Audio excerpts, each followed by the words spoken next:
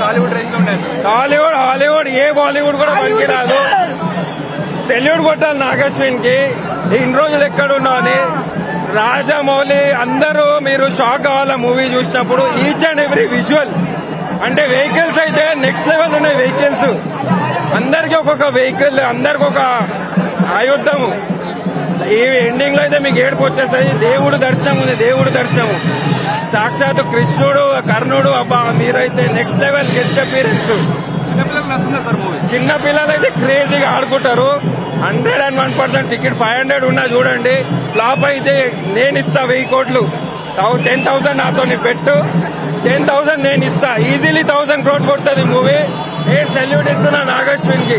101% movie కొట్టకపోతే నేను చెప్తున్నా, నేను ఎంత each and every rebel star అంటే రెబెల్ స్టార్.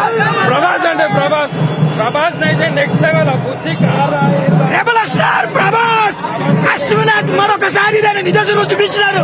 దర్శకులు కూడా చాలా బాగా చేసినారు. అసలు ఆ క్లైమాక్స్ లో ఎక్కడున్నామో అర్థమైతే లేదు.